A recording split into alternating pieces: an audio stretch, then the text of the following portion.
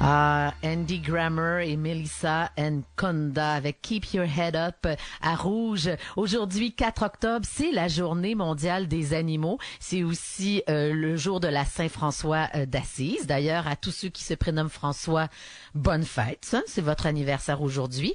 Et avec moi en studio, Michel Lacasse, éducateur canin. Bonjour, Michel. Bonjour. Ben oui, alors on a choisi cette date-là parce que Saint-François d'Assise considérait les animaux comme des créations vivantes de Dieu. Donc, il voulait les élever au rang de frères de l'homme.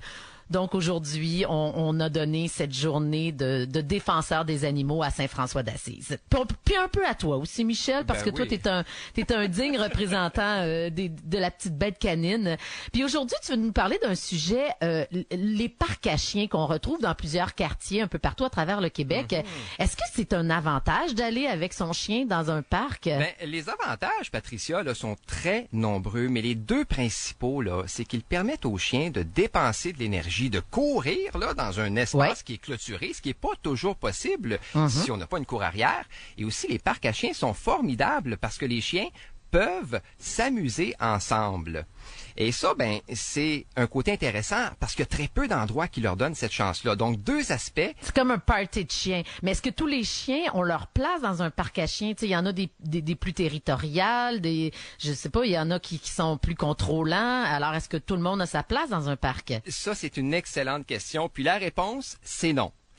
Si on fait là une sortie au parc à chiens, ben c'est d'abord pour faire plaisir à notre chien. Oui. Mais il faut savoir que des chiens qui ne recherchent pas ou qui n'aiment pas interagir avec les autres. Donc, il faut respecter ça, il faut respecter la personnalité de notre animal pour pas lui causer plus de peur que de bien, et on fait une autre activité avec lui si jamais il n'aime pas le parc à chiens. Et c'est la même chose pour les chiens, justement, qui sont agressifs envers les autres ou qui ont certains comportements là, qui sont désagréables. Lorsqu'on a un chien qui est comme ça, ben, on est responsable, on consulte un éducateur canin qui va pouvoir nous aider à régler le problème. Et bien sûr, si on a une femelle aussi qui est en chaleur, ben là, on évite d'aller au parc à chiens. Ah oui, parce que là, le party peut devenir pour une autre raison. Oui, exactement. Oui. Puis, c'est pas parce que on est dans un endroit clôturé, j'imagine que on laisse notre chien là, puis nous, on va aller prendre un café un petit peu plus loin? Non, faut vraiment être attentif à tout ce qui se passe. Règle numéro 1, et je vais en donner d'autres règles tout à l'heure, mais lorsqu'on va au parc à chiens, on laisse le téléphone de côté, puis on surveille notre animal. C'est notre priorité, je te dirais. C'est pas facile. Mais en fait, on le regarde jouer, puis on observe aussi les autres qui sont proches de lui. Ah ouais. Et on n'hésite pas à intervenir si on voit qu'il n'est pas à l'aise ou qu'il montre des signes d'agressivité envers un autre ou le contraire. Ça, c'est notre devoir d'usager. Et il faut savoir que tout va très vite dans un parc. Alors, il faut vraiment être très à l'affût, très attentif. OK, tu vas nous donner d'autres trucs tantôt, mais je veux juste savoir avant. Tu sais, souvent quand on va dans des parcs à chiens, il y a comme une aire, un sas, comme j'appelle ça, c'est un aire d'entrée. À quoi ça sert? Est-ce qu'il y a une raison? Ben, en fait, ça, c'est le petit enclos qu'on retrouve à l'entrée. C'est l'endroit où l'on détache la laisse de notre chien. Ah. Puis, c'est aussi l'endroit là qui va lui permettre d'analyser ceux qui sont déjà dans le parc. Alors, on lui laisse quelques secondes, on attend qu'il se calme, que les autres aussi se dispersent avant d'ouvrir la porte, puis après ça, ben, on le laisse aller, parce que, évidemment, un nouveau chien qui arrive, là, ben, c'est le fun, le nouveau chien va aller s'amuser, mais on fait attention, parce qu'il y a aussi des attroupements devant l'aire d'entrée. Alors, on attend qu'il y ait une dispersion, si tu veux, puis après ça, ben, notre chien peut aller jouer avec les autres. OK. Alors, on va revenir avec toi, Michel, avec les conseils à suivre pour pas avoir de problème dans les parcs à chiens. On va en donner 3, oui. Reste avec moi. On va poursuivre en musique avec Ellie Goulding, Love Me Like You Do. Et tout ça, ça se passe à Rouge. 9h16, vous êtes à Rouge et vous êtes aussi à l'écoute de Michel Lacasse qui nous parle de parc à chiens. Michel, bon, tout à l'heure, on disait qu'il y avait certaines règles. Évidemment, la première étant de toujours surveiller son chien dans un parc canin. Mais tu dis que tu en as d'autres. Alors, je suis tout oui, j'écoute et je prends des notes, Michel. Alors, lorsqu'on arrive au parc à chiens, Patricia, on regarde aussi ceux qui sont déjà là et combien ils sont. Et si on juge là qu'il y en a trop, on attend quelques minutes, le temps qu'il y en ait moins, tout simplement, avant de laisser entrer notre chien. Ça, c'est super important. Aussi, si c'est la première fois qu'on va au parc à chiens.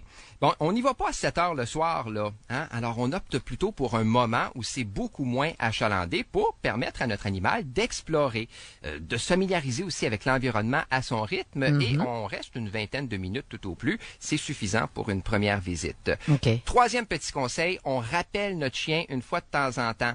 On lui demande de venir nous voir et on lui donne sa liberté après quelques secondes. Ça fait souvent baisser l'excitation. Ça nous inclut aussi dans le jeu et ça fait que le chien va revenir lorsqu'on va vouloir quitter le parc pour retourner à la maison. Okay. Ce qui est vraiment pas le cas là, de tous les chiens. Et tout ça, bien sûr, sans oublier la vaccination, les traitements contre les puces et les tiques et on ramasse les excréments. Ah, c'est vrai, ça. Ça, c'est 3 conseils là, super importants lorsqu'on va au parc à chiens. Petit détail. À quoi ça ressemble un parc à chiens idéal? Ben, écoute, pour moi, là, il est important que le parc soit de bonne dimension, avec une aire d'entrée. J'aime beaucoup les parcs aussi qui ont des abreuvoirs pour les chiens. Ben oui. Ça existe, qui comportent aussi des endroits ombragés. 2 sections, une pour les petits chiens et l'autre pour les plus grands, parce qu'il y a certains gros chiens qui jouent de façon un petit peu moins délicate avec les autres.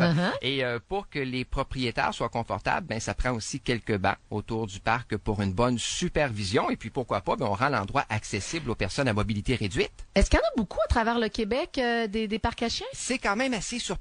On s'imagine là, que les parcs à chiens ne sont que dans les grandes villes, mais j'ai fait une petite recherche et j'en ai compté un peu plus de 85 répartis dans plusieurs municipalités de la province. Alors, c'est quand même pas mal. Je sais qu'il y en aura aussi plus au cours des prochaines années et sur Facebook, il y a même des pages qui ont été créées par les usagers de certains parcs et ces gens-là se donnent des rendez-vous et se communiquent toutes sortes d'informations. Ah, ça devient comme un club de rencontres, pas juste pour les chiens, mais pour les propriétaires aussi. Ben, c'est super rassembleur, justement, pour tout le monde. Hey, Michel, on a beaucoup parlé des pitbulls dans les dernières semaines, dans les 2 dernières semaines. Pas toujours bonne presse. Et on a vu aussi les propriétaires qui disent, ben, c'est pas tous des chiens agressifs. Tu vas nous en reparler bientôt? Absolument, absolument. J'attends le dénouement, moi, de l'histoire qui implique justement la fillette là, du côté de Brossard, là, qui a été attaquée absolument par un pitbull. Mais on va revenir là-dessus. On va vous mettre une vidéo sur la page Facebook de Rouge FM où on voit un chien en cage. Là, c'est pas un chien maltraité, loin de là.